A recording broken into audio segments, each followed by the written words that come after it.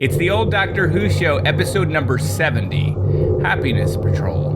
Go forward in all your beliefs and prove to me that I am not mistaken in mine.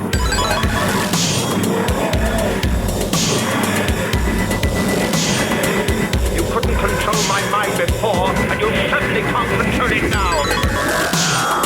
Would you like a jelly, Toby? The TARDIS, when working properly, is capable of many amazing things. Reverse the polarity of the neutron flows, and the TARDIS would be free of the force field. Well, the TARDIS is more than a machine, Stephen. It's like a person, you see. Resulting reaction is Friday. Ready? Welcome back to the old Doctor Who show, your classic tri-weekly Doctor Who review podcast. I'm your host, Dan, and I'm joined by...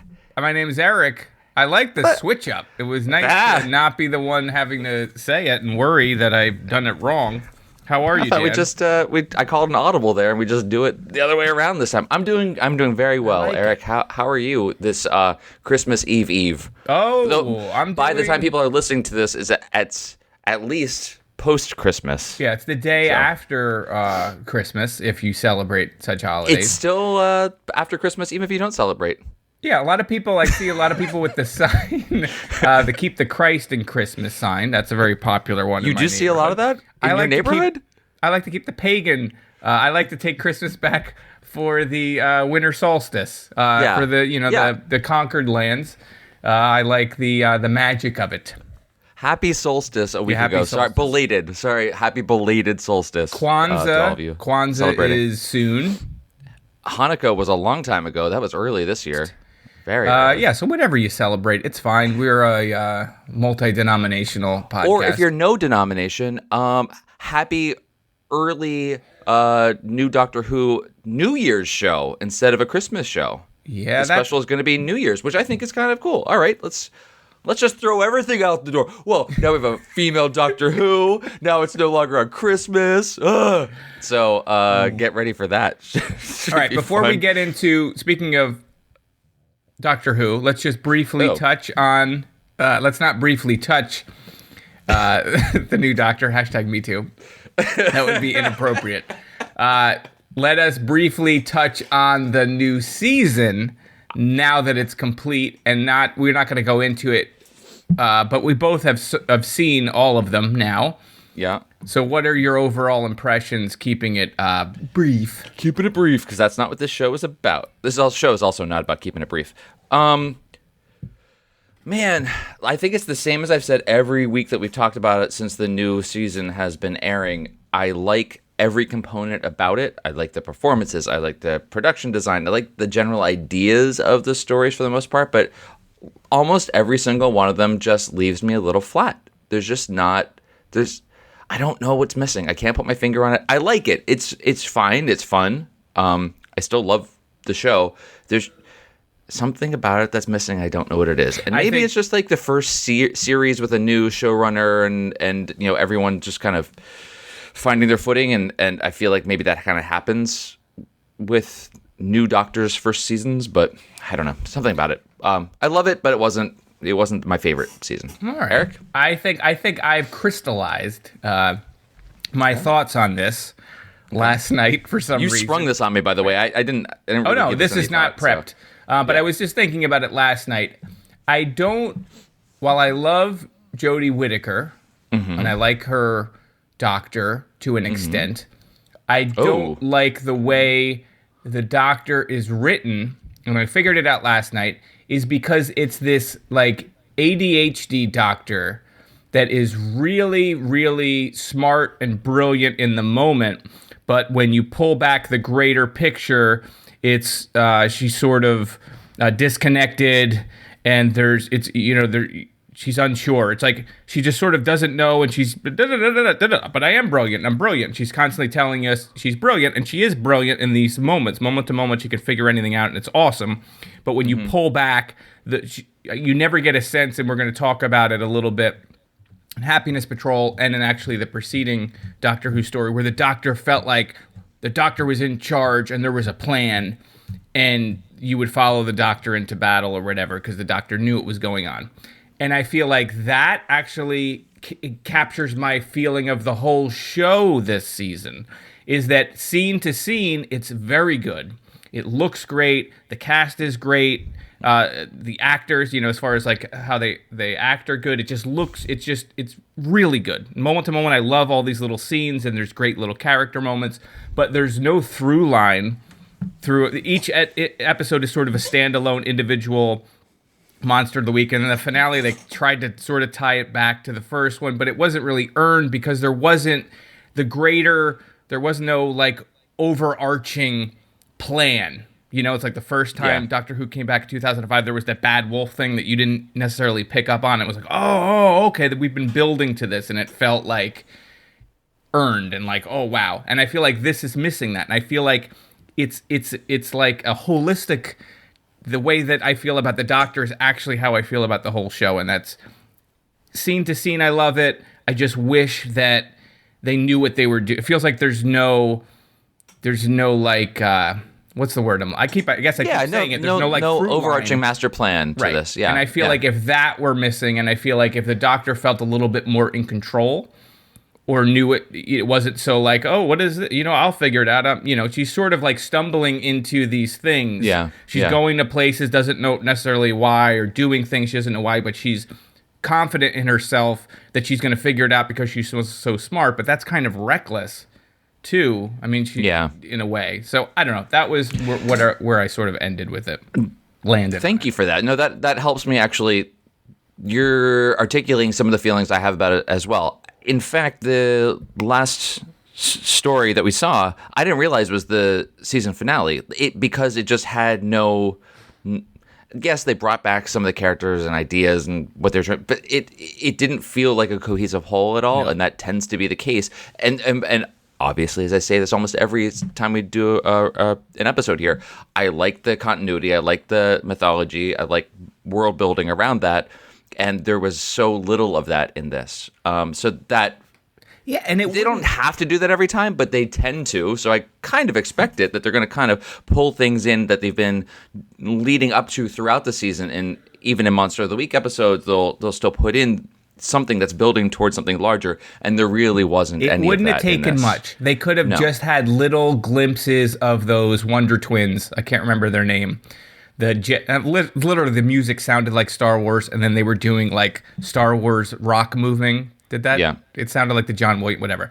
Yeah. But if they had just had glimpses of them, or something where there was little bits in each one of these stories, just like a hint, like the crack in the wall and Steve Moffat. I mean, some people found that to be a little heavy-handed, though. Like that maybe is the other extreme. The Matt Smith crack in the wall. That, but it could have been as subtle as Bad Wolf, or just something that when you did reveal them, you would be like, oh, we're finally going to figure out what this thing was. And then you would feel a little bit like it was a finale. It was a very good standalone episode, the finale. Very good standalone. I loved it. Yeah. I thought nothing against it. It was very interesting, and I liked it. It doesn't really work together. And I feel exactly what you're saying with Jodie Whittaker's performance of the Doctor, although I can't quite tell if the daffiness that she's expressing in the moments when she's not under pressure and being the Doctor and saving the day and having crazy amount of confidence in her abilities, when she's just kind of being silly, I don't know if that is the Doctor putting on an act of that, or how much. I don't know how much of that balance is like actual Doctor versus her trying to put people at ease or let them underestimate her, because that is a thing that the Doctor does. But it's even more so, like, I think Matt Smith got dinged a lot for people not liking the silliness of his performance of the Doctor. I'm thinking of him, dancing with a fez, like that sort of stuff. Yeah. But I think that works. So it's not as though this Doctor doesn't have a precedence for that. To clarify my point, I don't mind the goofiness. I actually love her goofiness, and I think it's charming, and I like her as an actress. Like, I just don't like the scripts or the way that the if she did everything that she's doing, but I felt confident that she knew what she was doing, I would like it a lot more. I just feel like she's doing the best she can with what she's given. It's just that there's not, to me, it feels like a very, I said ADHD, but that's sort of like, it's scattery. Sort of I know what you mean. And I feel like that's sort of, the writing is all over the place. Like it's just not focused in a way that maybe it should be focused. Yeah, I mean, and you also said that she has these moments where when she's doctoring, when she's doing like they're in the crisis mode, and she has these moments where she's like, I don't know what the answer is, but I'm sure I'll come up with it, and I know if I just keep moving, the answer will arrive. And I mean, she does that in a lot of episodes, and that is a weakness of the storytelling. Yeah. Because you know that the Doctor will. We know this as the audience, but I like to think that the Doctor has more than just luck on her side, and that feels like a lot of. We'll see that in this story, coincidentally, a lot of Deus Ex Machina in it. Just like, oh, stuff just happened to work out, as opposed to, like you said, as opposed to feeling earned in some cases. Right, and I feel like just to that's the writing. That's not yes, her. and to piggyback on that, if we're on Piggyback Mountain, which we usually are. That's not supposed to talk about that. The compound on Piggyback Mountain. Don't talk about it. Ignore it. I'll just edit that part out. She's constantly saying how clever she is, and it's like, you don't need to write that. Just have her do clever things. Just be clever, and then we'll know she's clever. Like, you don't have to. That to me feels like it is the writing of just like whatever. But anyway, I don't mean to be a killjoy. I don't want to be a killjoy. Oh my God, don't be a killjoy. So let's not on Christmas. Yeah, unless you have anything else to add, let's get into Happiness Patrol, because I'm very eager to talk about it. Let's get happy. All right, hit the button, Dan.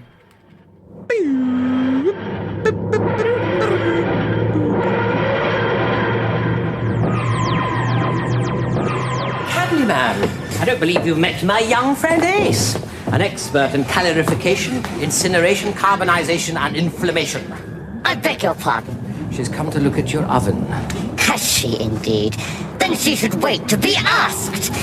Impolite guests get to feel the back of my candy hand. That may be, Candyman, but the last time we met you said you were going to kill me. Really, Doctor? Thank you for reminding me. I wouldn't give that pimplehead 100 to 1 against you, Professor. Pimplehead, indeed! I'm disappointed in you, Doctor. I expected you to choose your friends more carefully. Still, she won't be a friend much longer, will she? I agree, you are a pimplehead. This is the Happiness Patrol. This is the second serial of the 25th season, November of 1988. Dan, I have a problem. I thought I wrote all this stuff down, but I didn't write the writer or the director down. So while I read the writer... Oh, you have it already. Go. Yeah, the writer is Graham Curry. Mm-hmm. The director is Chris Clough. Someone's corrected us before, and I can't remember if it's Clough or Clough. Terror of the Vervoids, Ultimate Foe, Delta and the Bannermen, Dragonfire, Happiness Patrol. Yes. Graham Curry. This is the only thing that Graham Curry has written for on air. Okay. In this story, the Doctor and Ace investigate a human colony on the planet Terra Alpha, where depression is outlawed and any form of sadness. The streets are patrolled by a faction of happiness agents who round up killjoys for their leader, Helena A., and her sugar-coated homicidal robot, Candyman. You're shaking your head no. Did I get something wrong? No, just Helena A. Isn't that what I said? Helena A? Helena A. Did I say Helena A? Yeah. All right, whatever. It's fine. So cancel the podcast. We're done. I literally am just reading I have Helena A in my notes, but I read it all together. It looks like Helena. Which would be Helena. The Doctor and Ace soon allow themselves to be captured in an attempt to free the good people of Terra Alpha with the help of a fourth-year medical student with the heart of the blues inside him and his magic harmonica. Dan, what did you think of the Killjoy ridden Killjoy? I can't come off Killjoy with anything funny. What do you think of the Happiness Patrol? Killjoy Division. Killjoys. I really enjoyed this story a lot. I really liked it. I don't know what I was expecting going into it. I'd seen stills of the Candyman before, completely out of context years ago, knowing eventually we would get to this story and all would be revealed. And I was so down for it the whole way through. This is definitely one of those stories. There was a lot going on here, and we can go into it beat by beat, but there were some things that didn't need to be in here, even though this is a three-parter, my favorite type of classic Doctor Who story. So they didn't have a whole lot of extra stuff in, but they still could have trimmed a few things. I'm speaking particularly of the Yoda people in their Orientalism outfits living beneath the city. The Chuds, are you talking about? The Chuds. We did not need them at all. Otherwise, no. Loved this story. Super fun. Loved the The characters, the casting was fantastic. You had, I mean, Helen A was terrific. Her husband, Joseph, is terrific. Harold, the guy who used to write her jingles, but then is playing the slot machines. Like, even a minor character like that who's only in it for like 2 scenes, fantastic. The whole way through. Loved everything about it. The creature design for the Candyman, I was totally down for it. Everything about it. Yes, it's over the top and crazy and cheesy, but in the best possible way. I friggin' loved it. It's just such a weird story. It's just so weird. That's, I think, why I really enjoyed it. Plus, on top of all of that, the chemistry between Ace and the Doctor just keeps getting better and better and better. Every story with the two of them, their chemistry is just fantastic. So, I really loved it. Eric, what hated it. No, I did not. I loved it. I loved it probably more than you. This is one of my. Oh, okay. We're gonna have a battle over who loved it more. Let's do it. I loved it as much as you. We do not need to battle, Dan. Rap battle.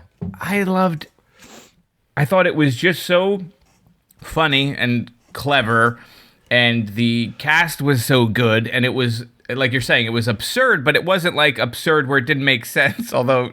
Certainly, we could start talking about the Candyman and all of that, but it was smart, and it was just, I thought it was very well directed too. Like, I liked a lot of the angles, and like, you know, there's that noirish sort of vibe to the whole thing, and the music was good. You know, I liked the wandering. I talked to the 4th-year medical student guy playing his harmonica, and just even the way it opens, because you have no context of what's going on, and this is just sort of old woman that's sort of sad, walks down the rain. Is it raining at the time, or it just feels like it's like an alley? Dark alley, moody, atmospheric. And then that dude comes up who's the undercover guy. Like, it was great. It was, I loved the whole thing. Yeah. Ace is amazing. The this doctor is great. I love this doctor, especially following the previous story. Like, whatever he's got going on now, and I guess that's this second season, right? Because this is the second serial. So this season so far is very good. Oh, it's nuts, man. Like, it's just, there's so many little things that are insane. Like the Helen A's weird husband who's just like this. He's like, all the men in it are great. They're all sort of dopey. Like the 2 sad sack snipers that are complaining that women get all the good guns. Like, their whole thing. I could have just watched a thing about them. There are characters, like you're saying, you talked about the Wences or the Chuds or whatever the pipe people are. They're not necessary. I also thought that the census dude, Trevor Sigma, he doesn't like. He's a part of it, and you see him multiple times, but he has no real reason for being there. There's no payoff for him. He's not really. He's a plot device. Yeah, he has meetings with Helen A, and I don't even remember what happens to him, to be honest with you. I think he just sort of disappears, and he's not. Yeah. Oh no, he was done. He did his census, and he was going to leave. He had the last scene with him and the doctor. He's looking at his scroll that has all the names that Helen A has taken care of in 6 months, and it's a mile long. But I like the fact that Candyman has his life partner Gilbert M. Like that whole thing, like their relationship was fascinating. You need me and I need me, like that. All whatever goes on there in the candy shop, like it's so nuts, but also great. I don't know. I can't even. I've tattooed it on my chest in the Thug Life font, but it just says Candyman. So, nice. Yeah, so I like that. With Photoshop, if you have a shirtless picture of me, just Photoshop that out, and you can tweet it, and we'll all be happy. Yeah, man. Where do we start? I mean, how do you start on the story? Well. We can just start at the beginning. Start at the beginning. Jump That's in because best place to start. Dan, you're so smart. We have the first scene, like you said, is setting up this kind of the noir vibe. It felt very noir to me, but also had this kind of Cold War sort of feel to me. Yeah. Which was really interesting. I mean, it's just 88, etc. Well, it's the 80s dystopian future. It's got the 1984. Thing going as well, like the secret police and blah, blah, blah, right. Plus, just the politics of the era. So it did feel very Cold War, West Germany, East Germany sort of thing going on. Especially you have the undercover agent from the Happiness Patrol. Well, I guess he wasn't technically Happiness Patrol because there's a lot of women, but he was the undercover agent who entraps the woman into. Can't remember his name. What's his name? I wrote down everyone's name but him. Silas P. Oh, Silas P. But then he gets demoted, right? Check on the other side of his card. Yeah, I think he does get. Or he gets killed. He gets killed. So we have that starting it off. Then we have the Doctor and Ace landing on the planet. We have just a little bit of interaction with them before the story gets going, where the Doctor is telling Ace about all these adventures with dinosaurs, and he brings up the Brigadier as well, which was kind of nice. So like this is what they're doing when they're traveling through time. He's going to tell her all these stories and the plans of what they're going to do. Whereas with previous companions, it's just like well, why are you still there? Yeah, well, she's genuinely interested. Yeah, in being where part Mel of didn't seem like. I think Mel just probably just hung out in her room the entire time between stories. I don't know. Like it didn't feel like there was much life between stories. Where this does. Was she the one that had the glass menagerie? Was that Mel that had the glass menagerie in her little room, or was that? I can't even remember if that was a previous companion, but somebody had their little sadness room. Shoot, I can't remember who had that. Anyway, doesn't matter. Someone to correct us. None of that matters. Yeah, so that was kind of fun. We do meet Trevor Sigma at some point in the first story, and he's the no nicknames, aliases, pseudonyms, nom de plumes, real names thing that we had going on there. It was a little weird to me. Not weird. I guess this happens all the time in these stories, but the Doctor kind of buffaloes Trevor Sigma later by just kind of blustering and saying, I asked the questions around here, and just kind of turns it on him in such a way that it just felt a little bit too easy. Like I didn't buy it as much as maybe I should have. That was one thing that was a little bit weak to me, is that the Doctor just kind of buffaloes him and then uses him to get in to see Helen A. And then no one there questions him. Her husband Joseph doesn't question him. Lets the Doctor in to see Helen A. while she's doing giving her execution orders and whatnot. It just felt a little too easy and convenient. That was one of the small little Deus there's a lot of that. That happens unfortunately a lot. But how else was he going to get the lemonade to freeze the candy man? Because we had to come back for the lemonade later. We'll eventually get to that scene. Small point to that though. It's not as though that's gone away in New Who. That still exists. They just use the psychic paper for that. So it's these things of like these are plot devices and tropes they use over and over again that have just, I guess, become pretty standard to the canon and the way that things work. But the psychic paper became a crutch for a long time as well, and they got rid of it, and that kind of brought it back again. So it's that same idea. It just there was nothing to even give me that small suspension of disbelief, other than the Doctor is just so charismatic and whatever that he could. Yeah, but anyway. Sticking just to jump back, because I know you talked about the Doctor and Ace talking about the Brigadier. I'm assuming that is a past story. Maybe we'll eventually do that they're referencing, or is it just an off-air adventure? Either way, doesn't matter to me. Because I don't know if there's a dinosaur story or something in a previous episode, story. But anyway, maybe. Yeah. So what? So then, so we meet the Happiness Patrol. So we hear we. What do you think of that? You texted me, and we might as well talk about this about the sort of the similarities between the Happiness Patrol and the Red Blue gangs from Paradise City. That's not right. Paradise Tower. It's Paradise City. Was it Izzy Stradlin, or was it no? They're close. I mean, it's in that 80s dystopian. It is that 80s dystopian thing. It's just different takes on similar dynamics and ideas of a controlled society and et cetera, et cetera. Who would win in a fight? It was just interesting because they felt very similar in tone, and even some of the design kind of felt very similar. I mean, obviously there's the colored hair and everything, but this is much different because it's much more candy colored. As obviously. Did you say this was the same director or writer? I did not say that. As Paradise Towers? No, I didn't say that. Okay, all right. I don't think that is the case. Fair enough. Check that. So, what did you think of the Happiness Patrol in terms of of conceit of what they are. Wait, but you didn't answer my question, Dan. Oh, I'm sorry. What was your question? Who would win in a fight? I Red literally team, wasn't listening to you. Red team, blue team, or Happiness Patrol? I'm still Red Kang. It's got to be Happiness Patrol because they have guns. I don't think nothing could stop a Red Kang like a good guy with a gun or a good woman with a gun. The Red Kangs did have guns. I know they had like crossbows or something, right? Yes. Yeah, but they were very clever and crafty. They lasted for generations. Yeah, they didn't have as much slang. The Happiness Patrol didn't really have the same kind of slang that the Red Kang, Blue Kangs did.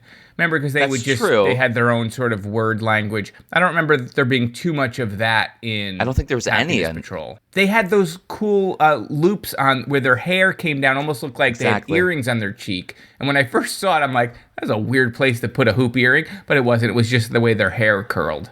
Yes, great makeup, just not harsh looking at all. Just their makeup was on point. They really were, serving China doll realness, but only from the jawline up. And even the men got into the act with the makeup, which is very nice.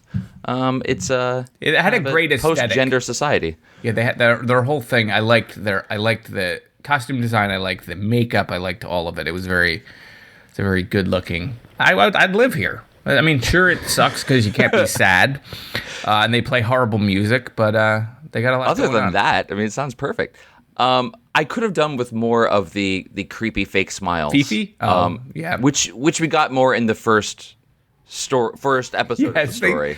They did. They sort of fell asleep a little bit on that. Like it was everybody's got to be happy. And then later there's people that are clearly mad and not happy. Everyone's miserable. Right. But I mean that kind of goes to, I guess, maybe the allegory of what the show is about. I mean, there's certain people that are going to be punished and others that aren't, and people in power that can kind of get away with whatever they want to. But even that gets reversed on some people. Like Silas was a top killer of Killjoys, but then he also gets turned on. So right, but that does become a way that the Doctor sort of gets out of a situation, is he does a little concert where he's got a microphone and then the bad guys come in and then he laughs like a maniac, and he has the protest. Now we should talk about the protesters because they're not developed. So as far as like things about the story that I wish they played up a little bit more was the protesters who are wearing these black garbs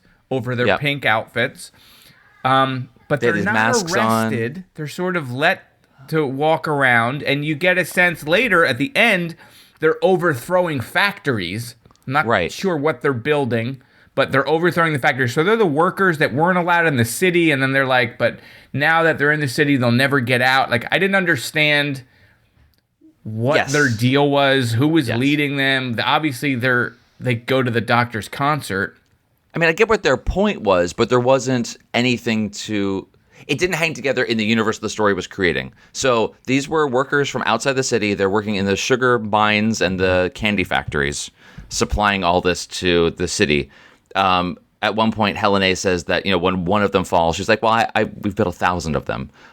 So there's, the entire planet seemingly is just, factories outside this city. Supplying them sugar. That seems like a really weird economy. I'm not sure strange. How that works. And I feel like she should have been using the Chuds to work the factories, and then you would have had a little Willy Wonka thing going on. That actually might have been a lot more interesting. Would have tied them together. As it was, you're right. Like, why are they letting... They say, protesters again. Like this is a regular occurrence. And they're so... People are getting arrested for literally looking like they're gonna frown. And getting put in the waiting room. But yet these people are all in black just having a parade. And then they become sort of important off panel or off screen. Off panel, like, says the comic book artist. Hey, 48 factories have fallen, when it's like the end of the World War II where she's Hitler and she's splitting. So yeah, I felt like, okay, cut the Wentzes or combine the Wentzes and the protesters. Sure. And make them the people. Like, I don't know. I felt like we should have met someone. I think that would be a really great change to this when you do your novelization of the story. With my puppets, where I do my puppet. That's a lot of people don't realize that after I watch every show, I recreate it. with my puppets, and Steve, who's bound and gagged in the basement. But he's my really audience. good, though. He's great. really good. Steve is I fantastic. don't want to do this anymore. Steve, you're Just selling like it, buddy. stapling sock puppets to his poor hands. But that's Steve, you know. This is a So Christmas what else? episode, What right? else we got? No, so I really did. That was a good thing to bring up. I'm not now that you bring that up more. I'm not sure why those protesters were allowed. Yeah, They were it so was- it happy was to odd. kill Killjoys. That's all they wanted to do was arrest and or kill Killjoys, and they just let them go. It seems like a missed opportunity, honestly. Yeah. Yeah. So, so the Doctor and Ace get themselves arrested. They're in the waiting zone. I like that whole time in the waiting zone when you had who was joke video? Priscilla P was, I think, Yes, guarding Priscilla them. Priscilla P was like the really tough, crazy, loyal person Yes. that ran the waiting room, who was sort of demoted to get there, right? She used to do something else, and then you find She out used to work she's on the here. terrorism squad, and I guess they got rid of all the terrorists, so now she's doing this. And then Harold V, who used to be Yes, I Harold like him. M, and then Harold F, and then was regraded down to Harold V. Let's talk about that in just a second. But so we have the two of them in there, plus Ace and the Doctor, who Ace still calls the Professor, which I find very endearing. I thought that was going to go away, but I actually really like it. So they're in there trying to get information about what's going on. That's when they learn about the Candyman. They kind of learn about what Helen A is doing, and they see her on the video poker and blah blah blah.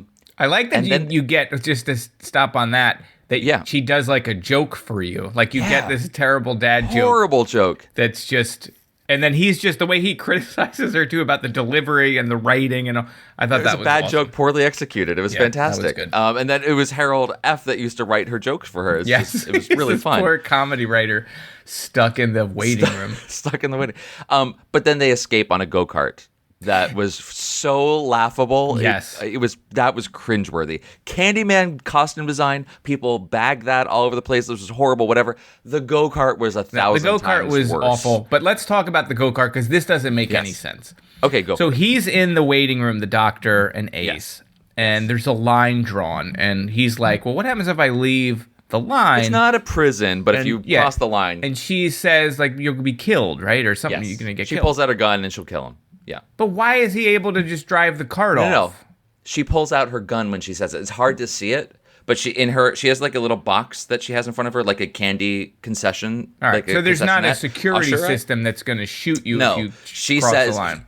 Right, he tiptoes up to it and he's going to step over and she says that you'll die, and she pulls out a They gun. should from build her. one of those out of candy. The candy guy is always looking for ways to kill people. Yeah, like maybe like a candy cane portico comes down and just slices through them. That would have been. You just get like pixie sticks right in the eyes, and you're These are all good ideas. These are going to the puppet show. This is going to be And then great. you get eaten by Fifi, who we'll Then, eventually get to. I Wonderful gotta get to Fifi. But so they have the go-kart there, but it's a booby trap. But it's still working, so he just disarms it, and they can get away at crawling speed on their go-kart. Yeah, it's a little It's just silly. idiotic. I mean, that was just crazy. And then it breaks down, right? And then they're separated. This It breaks story, down as twice, good as it is, actually. There's so many times where characters escape and get caught. Yes. They escape on the go-kart. They catch Ace. Ace then escapes when she's in training. She's going to be turned into a happiness patrol. Then she gets almost immediately caught. Again, by the Happiness Patrol. So, like, there's these weird There's a lot of that. Of okay, just keep her. Like, you don't need to...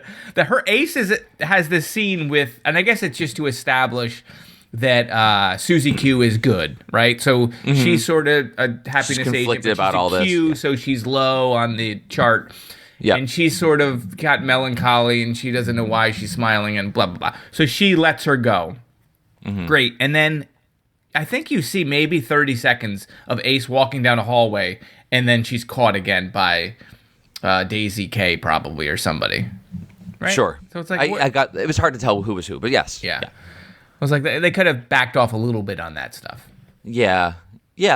This is funny because we're pointing out all these things that were like real problems with the story, but still love the story. I still love it. I still have no problem. I with even it loved at all. I liked the Trevor, not Trevor. Who's the other Sigma? Earl.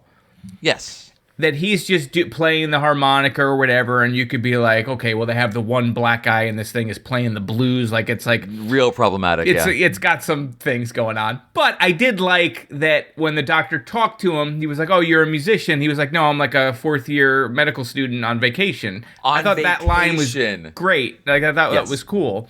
They never really play on that again, but it was at least like, no, I'm not just this wandering stereotype. Right. I thought that was cool, and I liked him as a character. I wish there were a couple times where we're like, all right, I'm gonna leave. All right, you leave. I'm gonna leave, and then he leaves. Did you notice that one scene where he's like, I'll meet you? That was a little awkward. And they're gonna meet up by him playing the harmonica, and he'll find him. Yeah, I mean that was interesting. Why, if you're a hardworking medical student and you need a break, you're gonna go here? It's a candy. How did he end up there? Maybe he's there a reputation outside of the planet? Like, people don't know what's going on there, and it sounds like a really happy planet because that's their marketing. But I don't know. Like, why would anyone vacation there? I don't know. As far as like people knowing about the planet, the doctor had heard of it, right? I had heard of there were weird rumors. Things going on in Terra Alpha. Right. So let's investigate. So. Yeah. And they have a whole, at first they don't have their papers and they're supposed to be in the visitor area only. So apparently, they're, I guess tourism's their main. It's like going to the M&M factory, though. I'm sure it's very exciting for kids. You can see where the candy's coming from. They also have a waiting area that if you cross the line, they'll kill you. So it is a lot like the M&M factory. Yeah. That's exactly. Right. It's the Big M&M got to them. Change the name. Big M&M.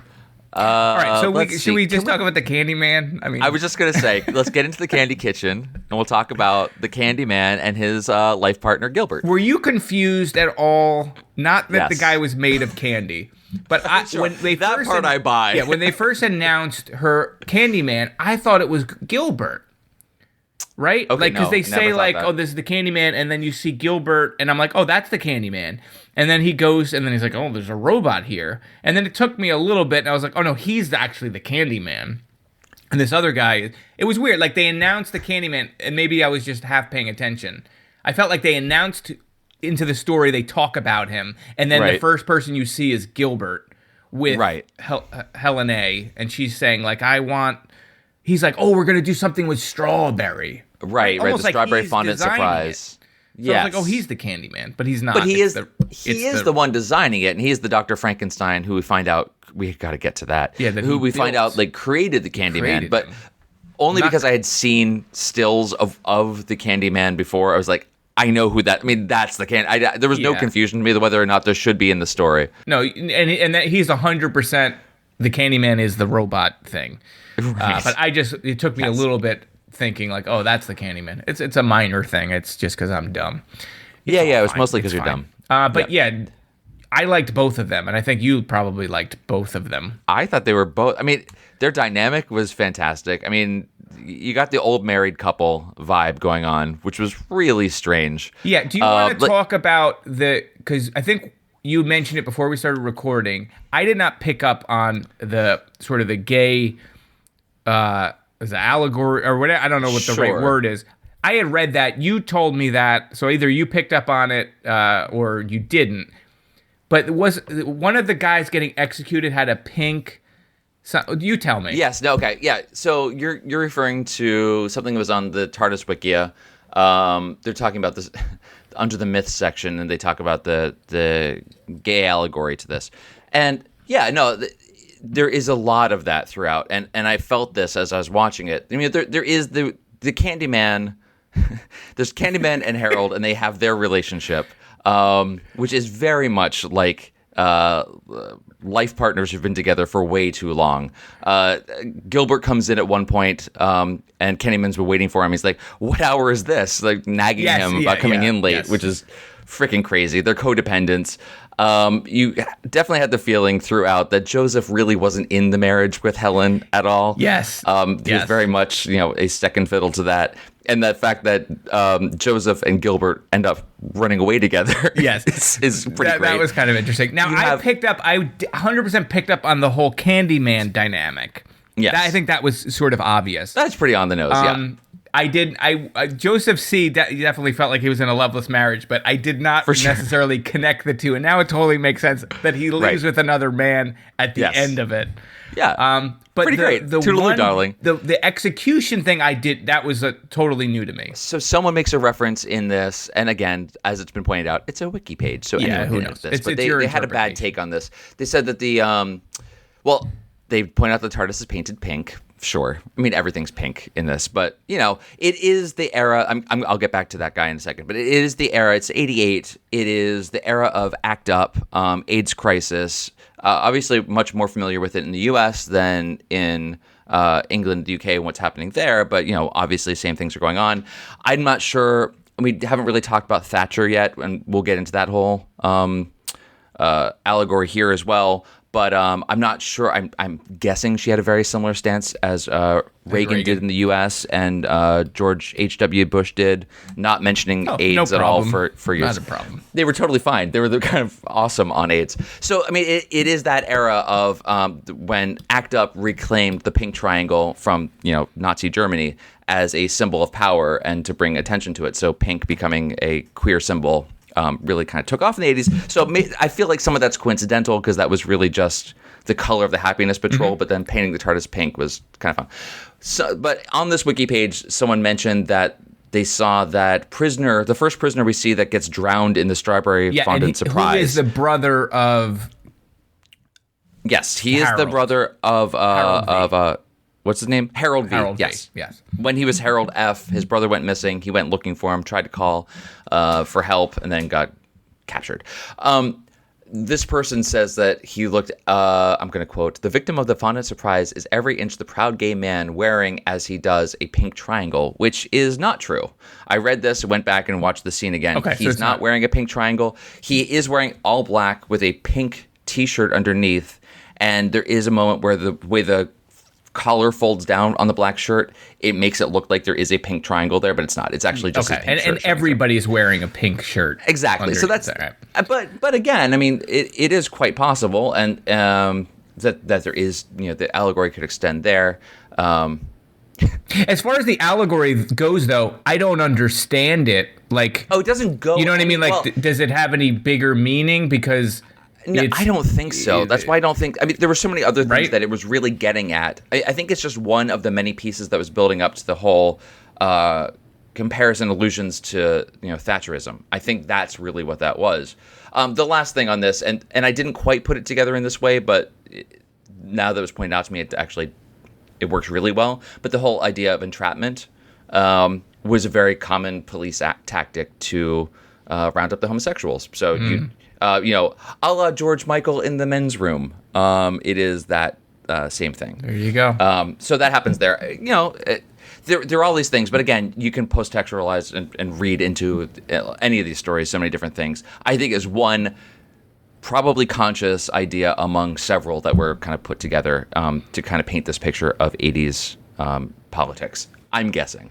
Right, and I know I don't know what to talk about the Thatcher business. Yeah, I only know a little bit about the Iron Lady. Is that what they called her? They sure did. So I don't. I mean, sure. Somebody says that this is supposed to be Margaret Thatcher. I'm like, all right, I did not watch this and go, classic Thatcher. Right. I only knew that from reading it. We're disadvantaged because of time and location, so we don't kind of get these as surely as the audience would have at the time. If it was a failed actor eating jelly beans, I would have been like, oh, that's clearly Reagan. Or in New Who, if you have Mr. Big playing a Trump character. Yeah, who keeps saying Trump, and that you didn't need to do that part. You didn't need to just do let it. the subtext be the subtext. Yeah. There's no subtext. No, I think it's maybe all text. you figured it out. It's all overt. All right, so there is that. But yeah, the Thatcher thing. If you watch Billy Elliot, then you know about the coal mining strikes during the Thatcher era. That's literally because in America we barely even teach American history. Right. I have to learn all of my history from movies. So, I mean, the striking that's going on is, relating to the coal miner strike and apparently also a printer strike, which was not a thing I even knew that had happened, but during Thatcher's term. All of you people who know this history much better than us, please feel free to email, correct, and tweet us later. And if you're one of those people yelling that science fiction stories don't get political at all, you can shove it in your face. Yeah, because clearly this is. I don't. Who says that? I think that is exactly what science fiction has been all about forever. It's always been politics. What it's for. It's society and politics. Yeah, in any case, yes, I loved it. To go back to the gay thing. It's so obvious. It's so funny and obvious. The ending. And I feel like such a clod because it was just to me it was like a funny thing. But now that I see it, I can't unsee it. And it's, the way they're smiling because I watched it again, it's so funny. Yeah, like I don't know. I just feel it would have been. I mean, it couldn't have been more obvious if they had the final scene was Gilbert giving Joseph a peck on the cheek as they're signing off from the video. Like, yeah, it was great. It was kind of great. It was great. But I mean, even before that, when the two of them are together and. Gilbert is telling Joseph how he created the Candyman and all this. Just the two of them, their interactions together felt very queer to me. And maybe I just read that with my own kind of predisposition to it. But that's it. It was just very interesting. So can we talk a little about the Candyman creation? Because I don't understand it. I don't either. It was crazy weird. So we find out that Gilbert made the Candyman. He was born in the candy kitchen, but his mind was his own, but Gilbert created the body. So was it actually a person who was literally born in the kitchen and he just took his brain out and put it into a candy body? If so, why? Okay, that aside, Gilbert was on Terra Alpha because he was exiled from his previous job after creating a super germ that wiped out half the population. Completely not connected to this. It's not as though he created this super germ that wiped out half the population, and the only defense for it that he could come up with was creating these candy soldiers to fight. I don't know. There was just no connection. He's just, I'm freaking bonkers, and I make nuts things. So I guess that's it. And he just makes a candy body, because why wouldn't you do that? I didn't feel like it was at the direction of Helen A. She's like, I want everyone to be happy, and the only way to do that is to make a candy monster. Yeah, it feels like he did that on his own. It was just coincidence. Volition that he was just going to do this. Just a happy coincidence. Something about how when they're looking at the wreckage, and he's like, "Can you build him again?" Then they say something about how they brought his parts in from outside, or something weird about where he came from the old planet, or I don't know. I don't remember that. He says, no, I'm looking at the I don't know. Joseph says to him, can't you just pack him up and start again? Because the candy body is all like, mush and metal comes out of the slide. And Gilbert says, not this time. He's better off this way. The Candyman's gone. So he could remake him if he wanted to. I don't know. I think they're gonna make a houseboy later. We're breaking up and I'm with you now. Right? Yeah, I guess. You know what I mean? Yeah, I guess so. That part of my past is gone. No, it is pretty clear from the gay subtext that Gilbert's going to make a candy houseboy, and the two of them are going to live. This is what the rich gay old men are going to do. That's exactly right. Little eye candy, now, if you will. Speaking of Candyman and candy houseboys, but like, when aren't we? So a bottle of lemonade permanently gets you stuck on the floor because. That was a weird way out, and they did it twice. Yes, twice. He's spraying him with water and then spraying him with lemonade. And I love the dispenser. Convenient the first time. Yeah, Spencer was kind of. Well, it was like in a seltzer Spencer. Yeah. Okay, one thing I found out in this story is that in England, at least at this time, lemonade is a carbonated beverage. Oh, which is weird. Well, they say it in the story. Okay. He says it's carbonated water, blah blah blah, and the sugar and it's gonna freeze him. Which is not the way that we drink lemonade in the land of patriotism. But I like carbonated rabbit lemonade. eagles. I'll drink it. Sure, I would drink the hell out of it. I just wouldn't call it lemonade. I'll drink the hell out of it. I'm not afraid. America. So yes, so that was the first. Well, this was the biggest moment where it's like, oh, that's just too convenient. Where the doctor gets the Candyman to keep turning around and looking at the oven and whatever, and he just happens to knock the lemonade off the shelf that was just sitting there. Just happens to do that, and happens to fall on his feet, and that sticks him there. The doctor planning like, oh, I can get a sticky thing to melt his feet to the ground. Sure. But that's how he gets him to do it, is to like turn around quickly and knock it over is silly. Then later he goes with the census taker and sees Helen, all this stuff, and then returns with more lemonade to stick him there again is just ridiculous. So there's that. And then there's the oven that is ultimately part of the way they get out. Why would you make an oven out of a flamethrower? That just seems ridiculous. They opened the oven, and then they also had that hot poker gag. That's fine. Like that was clever. Like she's Ace is trying to be really subtle about it and stick it under the thing. Fire out. Didn't make any sense. Come on, I can see man. Come on. I can see one big ball of fire coming out because whatever, I can buy that. But like it was shooting a jet of flames for like solid 5 seconds.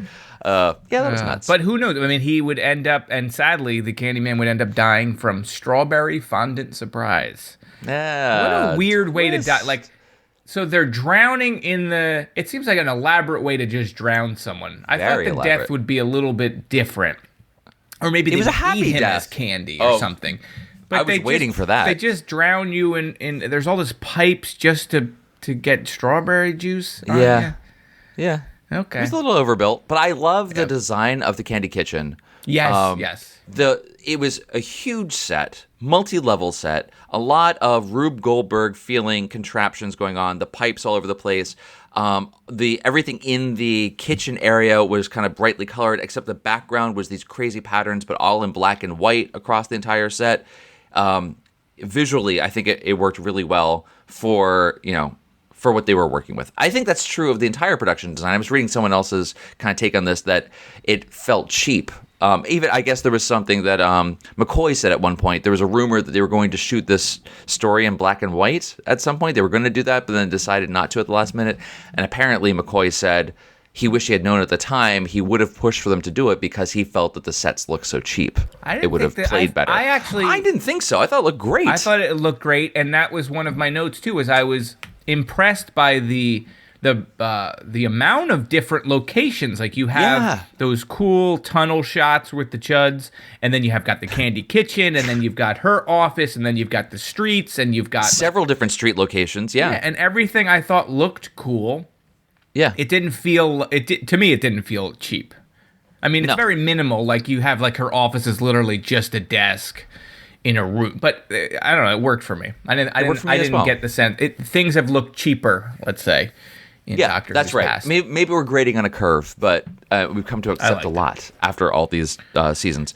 But I thought it worked out really well. Let's talk about Fifi. Oh, Fifi's adorable. Like adorable monster. I actually felt legit like sad by the ending. Like no. For this, I felt like this had a very sad and touching ending, and it was tragic. Like when Fifi gets killed.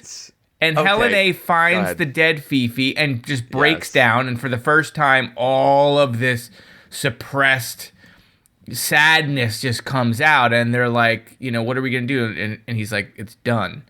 I thought that moment was very like dramatic and sad. And I didn't, you're obviously rolling your eyes. Well, but I thought that was like, I thought that was a nice, sad moment of, melancholy for a story about happiness.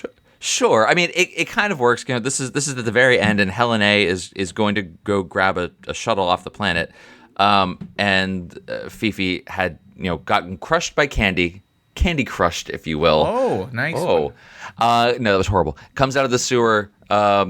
Helen A happens to see Fifi there, and then that moment before she says something about having not really had much faith in love, or just felt love was overrated, and then she really that was the only thing she loved was her not carnivorous for her husband, who is not in love with her, not at all, clearly, but her Stigarax carnivorous monster. That's the thing she loved. And this is the second time, and he had already been injured by Ace's explosives, right? But survived. Yeah, she patched him up. He was fine. She put him right back in the... I mean, how attached was she to Fifi? Really, when he was almost killed, she patches him up, and they put him in a pipe and then close the lid. Like, you're fine. but that's Fifi needed playtime. Yeah, Fifi was eating too much chocolate, which I guess is fine for Stigarax, but not for dogs. It just needed some sport. What did you think of the creature design for the Stigarax? You know what? I thought it was good. I mean, there were times when they're trying to make it move or crawl where it looks a little silly, but overall I thought it was well designed. It felt like something you would see in like the Neverending Story or something. Yeah. Like I thought they did a really good job with the puppeting. Yeah, I think the actual, like, bringing it to life, the movement of it looked great. The face actually had a lot of articulation in it, even though it was very... There was personality to it. Yeah. It was a very well-designed creature, I think. What was so strange about it, I think, was that it looked very detailed, hyper real in a way that almost looked cartoonish, set against everything else. Like, it almost, the face, the features of it, the brow, the wrinkles, the way that the mouth moved and everything looked almost too good for everything else. So it kind of stood out to me as being like a little over the top. But you were uncanny valleying. I was valleyed with because it looked stuck too in the valley, much like a real Stigarax. Yeah, I thought it was a good name though. It is a good name, and apparently they never use it again. It sounds like another thing they use, but I looked it up and it was that. Anyway, so so there's Fifi, her one true love, which is just so sad. A little Cruella de Vil going on, but like in a weird reversed way. Absolutely. Which was kind of fun. Absolutely. What else do we got? Oh, I just wanted to say real quick, the Doctor does another sleight of hand prestidigitation of a coin. Yeah, I like all the in the air, stuff. which is great, and it just made me sad. R.I.P. Ricky Jay. Just wanted to mention that real quick because that happened so recently. But yeah, so he's carrying that through, which I think his personality is just freaking fantastic. I love all these little things that he's doing. I think we kind of captured all of it. We really didn't talk about the Chuds much, but the Chuds were just there for no good reason. Well, I will say the buildup of the Chuds was great. Because, or the Wences, whatever they're called. I think they're not even called. That's I don't know what they're called. One of them is called Wemfris, and the other is Wolfric. They have a name. It doesn't matter. The Go pipe ahead. people, then, let's say. Pipe people. Yeah. That's racist. When you first see them, you only see their POV from, like, the manhole cover. Yeah. I thought that was great. Yes. So I liked how they build up. And then when you do get that reveal, and it almost looks like Ghoulies. Remember with the thing that came out of the toilet? Yes. And you're like, well, okay, we're going here. But then they never go here. It's almost like a scene is missing. Because they have this weird attachment to Ace where they're talking like Ace. And that's imitating how the doctor's her. like, oh, you're talking like Ace, so you must know where she is. But did they really how did they know Ace? Right. No, I don't know. Their attachment to Ace and their sort of... She's charming. Copying her mannerisms and vocabulary. When did that happen? It felt like a little strange. And then you're right. I mean, they don't develop them. They're just sort of there to... Why are they there? They don't really do anything. No. They don't help. They were the indigenous people that had to go underground and they weren't quite killed. And they call them pipe people. I don't know. The pipe people should have rose up and took over. That would have been made more sense. But for any case, I think we covered it. I think we got it all. These are all the things we need to talk to. I had more stuff. We've got the guys. We got the snipers. Yeah. We kind of covered it all. Yeah, I love this story. That was very funny. It was a fun story. If they're all like this from here on out, I will be happy. People complaining this is a kid's show, or this doctor is more of a kid's thing. If this is what it's like, I'm down. So yeah, same here. I would keep like going with this. Very happy. So, hold on, one real quick thing. Do it. We already sort of talked about it. You already sort of talked about it, but the Doctor and Ace are such a good combo. I just really liked this scene on the go-kart when the Doctor's trying to take the bomb off, and Ace really, really wants to take the bomb off. Yes. And he won't let her, and she won't stop. Yes. And it just... You never let me have any fun. Yeah, it just felt like, this is a person I want to spend time with. She's funny. Like, it's like, I wish we could have had more companions like this. Yeah. Going for, like, this is sort of how to do it. So I'm glad that whoever came up with this whole concept of Ace, good on you. That's on you. That's all I had. You did it. I didn't really need to stop the momentum of... No, but you're right. You're right. But I like that scene. It was pretty awesome. All right, we got some mail, I'm sure, right? check out the feedback. Thank you, everybody, for emailing and also tweeting at us with some messages. So let me jump into those as well. So we got a message from Paul Waring, who says, despite having a monster which strays dangerously close to trademark infringement, the idea of Happiness Patrol makes a change from the usual land on an alien planet, get accosted by monsters, or aliens invade Earth storylines. Let's come back to that trademark infringement. As Americans who were probably tweens at the time that this was popular, we had no idea what trademark infringement you guys were talking about. Yeah, I had no idea this was a thing, but I did see the picture, and it's very close. Yeah, so it's the licorice all sorts. It's Birdie, is kind of terrifying. So thank you, Paul, for pointing that out to us. As was pointed out by others, Kristaps, you sent us also a link to one of the advertisements from the 2000s. I found one from 1988. We'll post it on the show page here. Same year as this story came out. And it is the same tone. It feels very noir, very 1984. It's creepy how on point this is. It's crazy. Someone turns into a Candyman in this advertisement. That's the whole premise of it. It's nuts. So I gotta see that. We'll put that on the show page. It's bananas. Yeah, so thank you for pointing that out to us, because I knew there was a thing, but I didn't know what it was. So that was awesome. Paul goes on to say, "Oh, go ahead." No, keep going with Paul. I was going to add something about Paul, but okay. Keep going. He says, "I like the concept of a dystopian society where everyone is nevertheless forced to be happy on pain of death by fondant. One of the best ways to go. As with other stories, the 3-episode format works well. It forces the writers to trim any padding and keeps the action going throughout. I will say this till the day I die. You only need less than an hour. It's the perfect length for... That's all you need. Just like every 3 weeks is the perfect time between podcasts. Yes. This is the perfect number of episodes. 1 hour, in and out. You're done. Although it's only the third story together, the Doctor and Ace are already shaping up to be one of the best TARDIS teams. I obviously agree. It's a shame their run was cut short by the show's cancellation, as I feel they had so much more to explore together.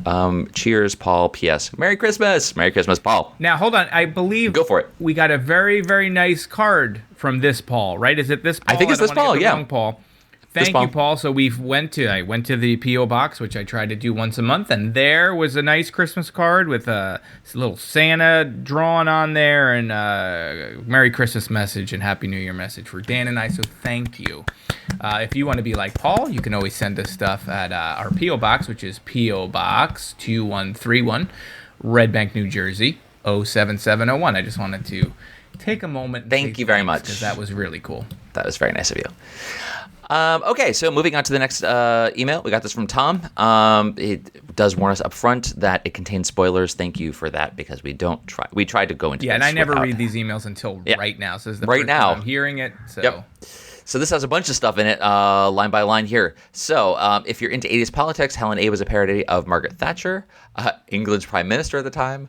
Second parentheses, sorry if I'm over-explaining, not sure how old you guys are. Thank you for that, though. We were alive at the time, but American and not fully adult then. So sure, thank you. But I've seen movies. I know how it works. Okay, but thank you. It goes on to say, Silas P. totally entraps Killjoys would never hold up in court. I don't think the court system was very strong on this planet, so good point. When most of the judgment is passed by confectionery treat, I mean, I don't think they're worried about... Although, there was one moment from the Census Bureau... Oh, yeah, you can't kill... you can't do that...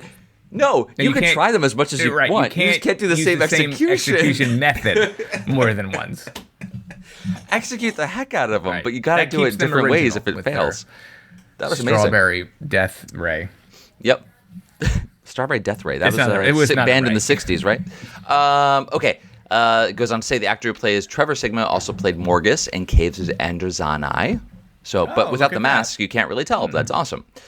The Doctor mentions his college nickname was Theta Sigma, and Drax called him that in the Omega Armageddon Factor. What was that? Yes, the Armageddon Factor. Oh my God, you had my mouth just stopped working. Common word, Dan. Yep. I have a degree in English. So that's pretty cool as a callback. Pink TARDIS doesn't look terrible and might be appropriate right now. Okay. The Candyman is quite possibly the worst Doctor Who costume, or best if you're into that. I am 100% on board with this costume. Eric, you didn't actually tell me, like, what did you actually think of the costume, piece by piece, head to feet? Candyman? Yeah. Oh, it was great. With the dumb shoes and each of the parts and the segmentation of the whole thing. Oh, it was But awesome. also the metal parts throughout it, like the bracelet and the face thing, like the mix of it. It was great. Okay. It was good. I got to look love up. it. And it's not to be official. confused with the other Candyman. No, Say his that was name much too many darker. times. Don't say it. Come Don't look get in the ya. mirror. Let's see. The Doctor. You know what? Hold on. Wait. Let's hold on. Let's go back. He almost also looks like in Pee-wee's Playhouse. Who was Rosie? Was it Rosie the Jammin' Pee-wee? You know what I'm talking about? I know the show. I don't recall a character that looks anything like that. Hold on. Let me look it up. Pause for station identification.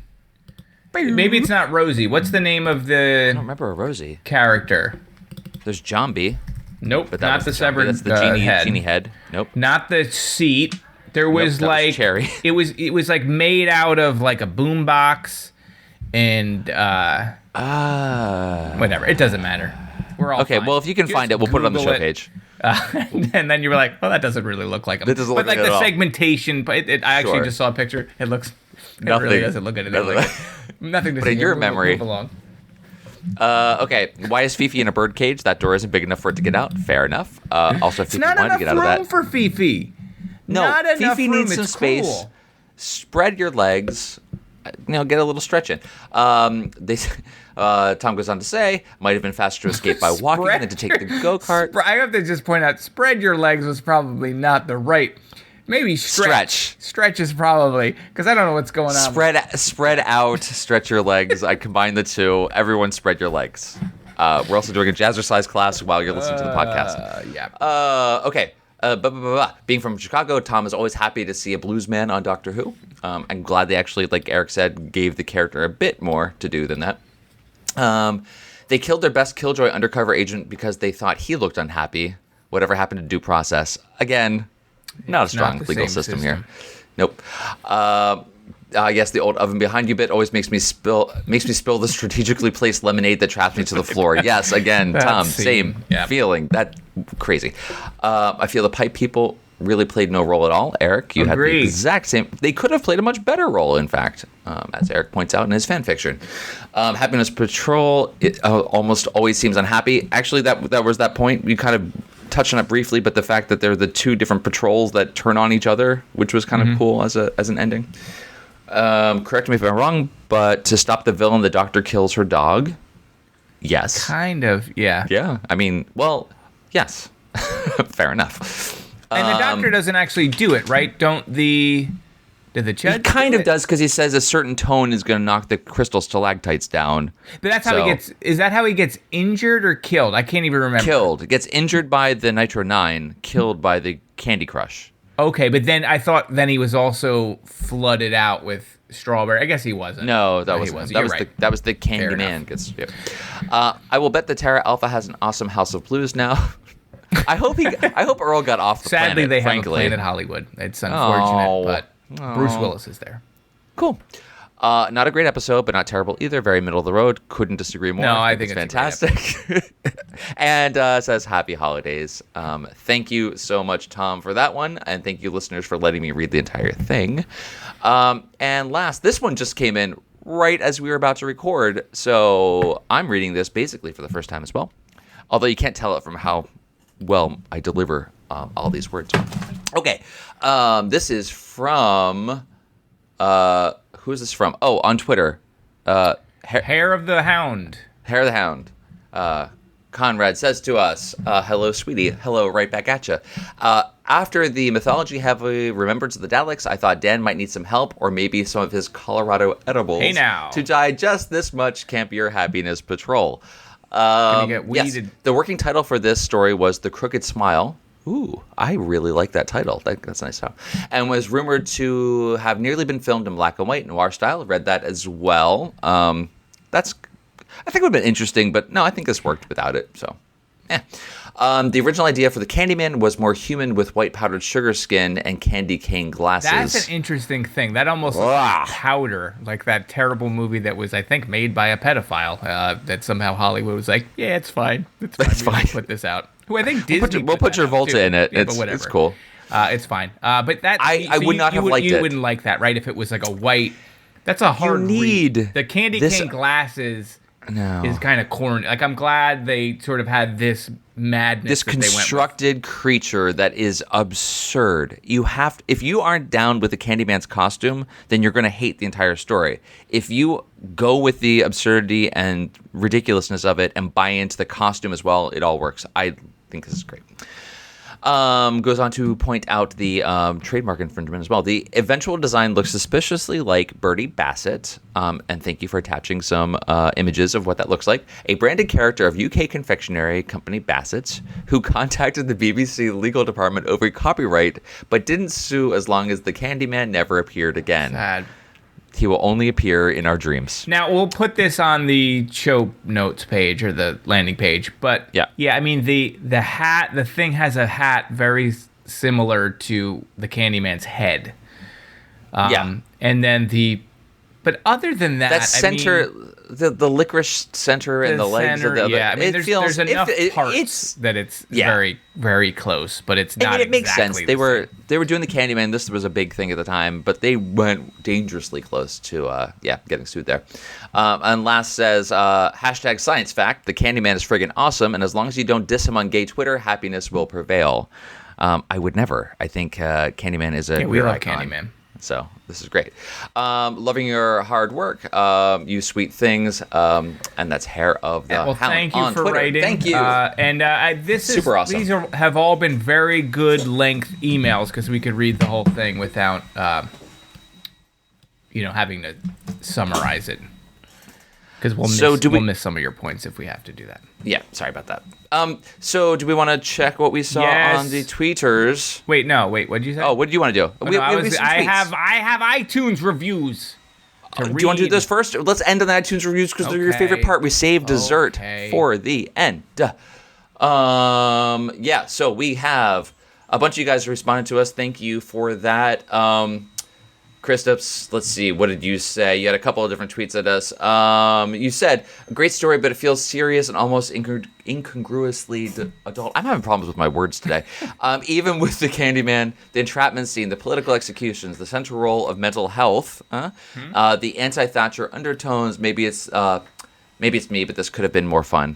I thought it was super fun, even with all the darkness. It was kind of great. I like it because of the darkness. I think that's what. Yeah, actually, that's my Venn diagram of me is depression and comedy, and they are the middle. Basically the same thing in your world.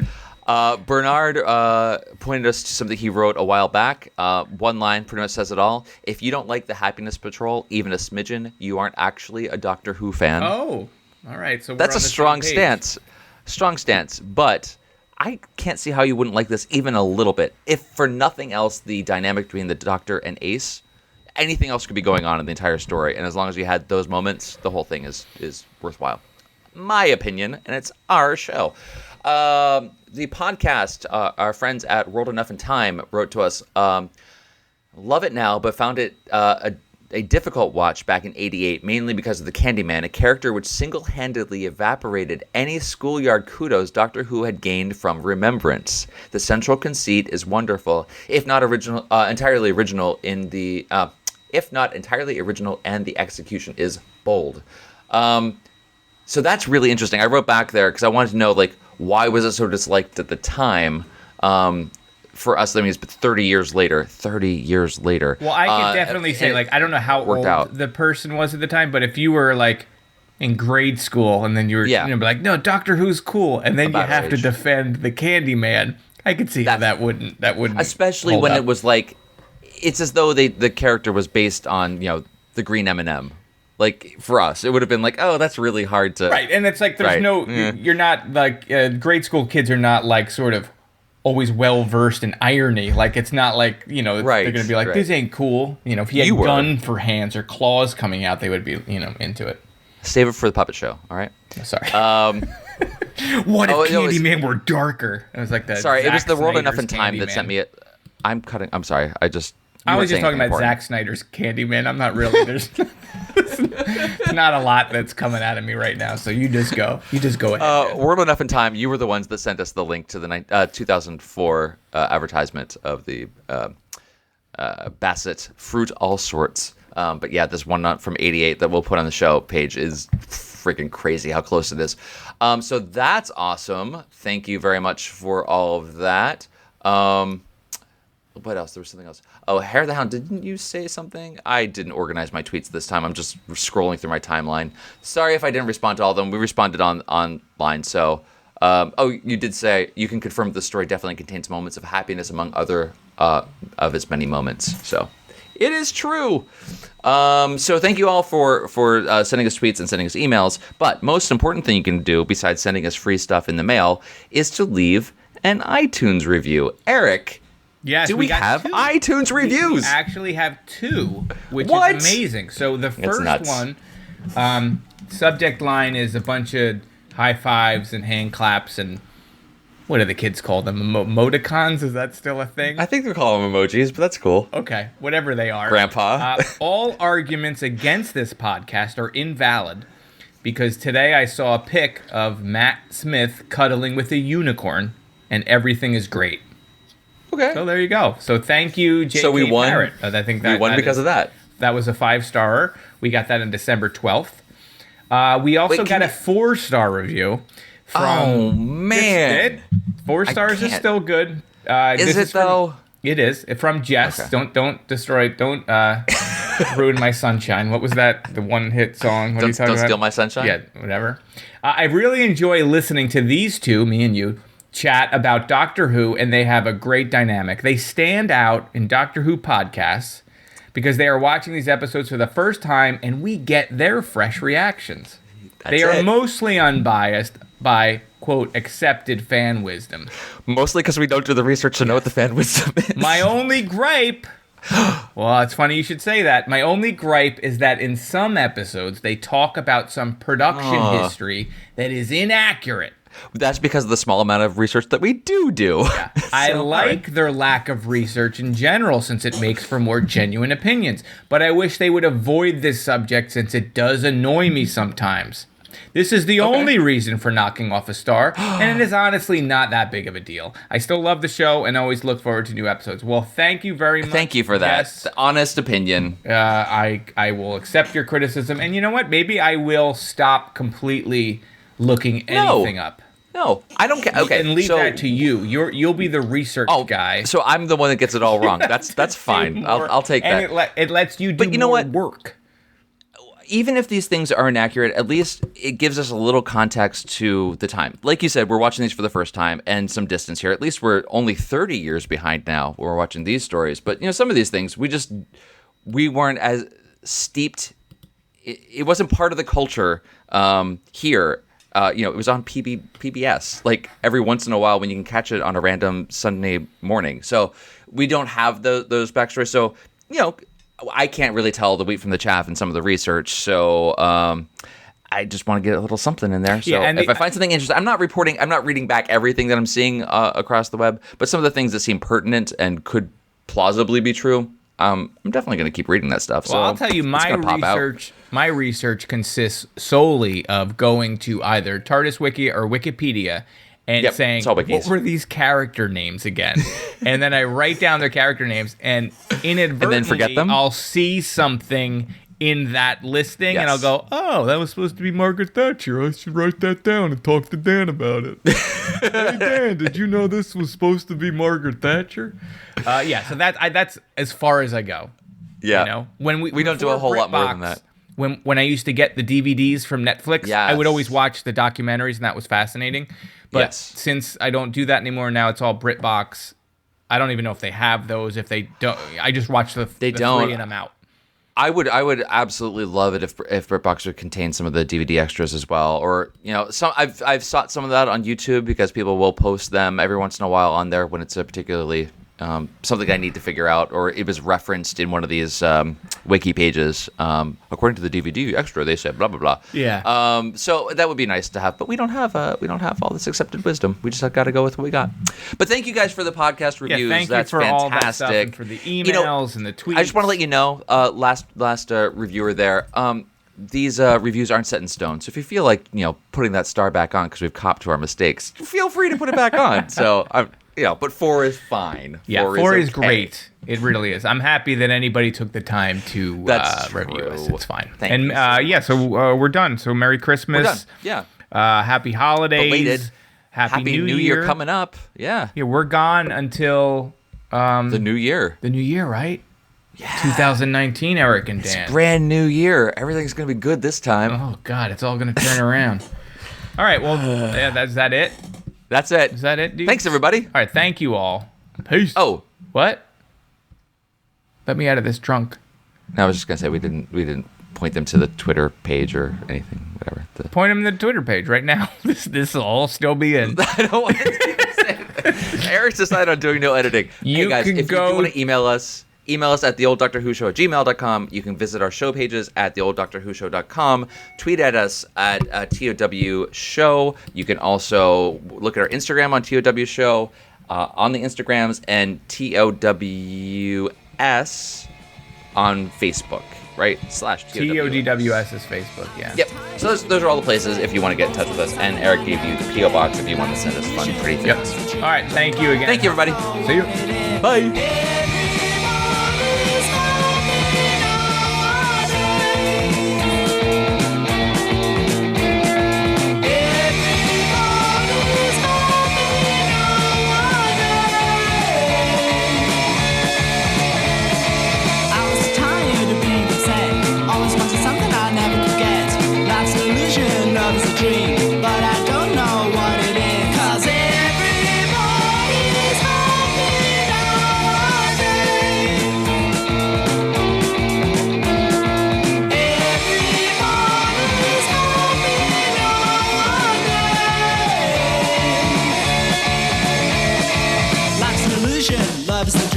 But I don't know what it is. Everyone's saying things to me, but I know it's okay. Should I cut out the hashtag #MeToo? I don't need to belittle sexual assault. Say whatever you want. It was fun. I found it funny in the moment. Can you actually leave it in and then drop my laughter and insert a 3-second pause of silence? And then I'll insert I'll just make an apology. I would just like to take this moment. I'll never direct Guardians.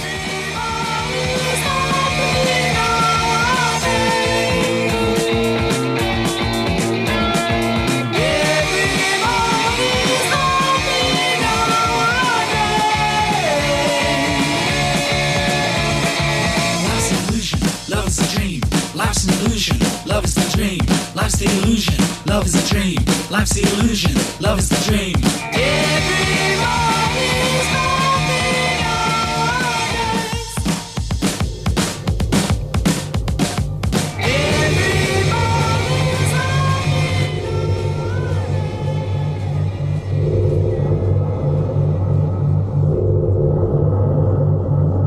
Everybody's Where's my robot? You know?